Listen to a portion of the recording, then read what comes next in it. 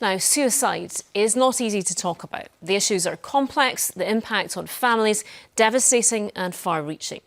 But a new report gives a clearer insight into the picture in Scotland, and in particular, the contact with care services in the months leading up to suicide. The figures show that between 2011 and 2018, almost 6,000 Scots took their own lives. Nearly half of them were in contact with paramedics, NHS 24 or out-of-hours GP services in the year before their death. And the most common contact was with the ambulance service. The report says healthcare services will want to use these findings to better reach and support these groups of people. Katie Hunter has this report.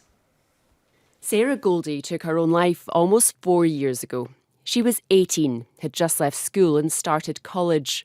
The way I sort of describe it to people is when somebody takes their own life, their problems end that day, everyone else's problems just begin, and those problems don't go away. It's not like having a cold or having a rash, it'll go away in a few weeks. This is for life, it's like losing a limb, it's permanent. Sarah's family says there were no warnings. She hadn't been in touch with any NHS emergency services.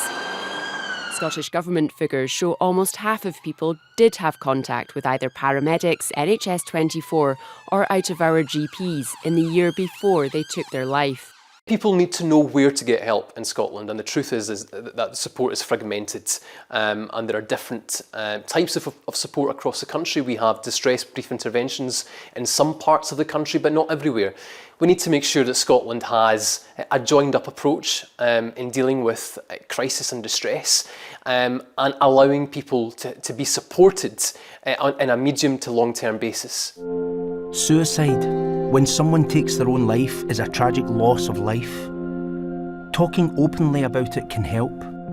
The Scottish Government says it's spending £3 million on its suicide prevention action plan, and today's figures will guide future policy.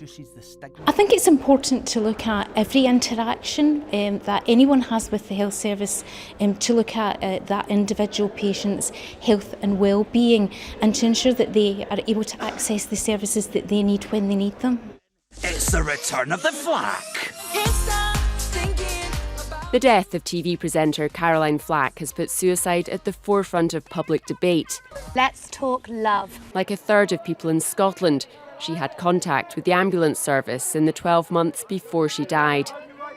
Back in Glasgow, Gordon Goldie would like to see greater support for young people in colleges and workplaces, but says there isn't a simple solution. There's no one answer to this. There's no one answer fits every single person.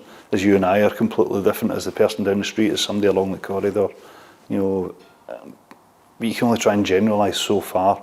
Every individual's got very individual needs. Sarah took her own life in 2016. One of 5,982 people who died through suicide between 2011 and 2018. Katie Hunter, reporting Scotland. And if you've been affected by the issues raised in Katie's report, you can find more information on the BBC's Action Line.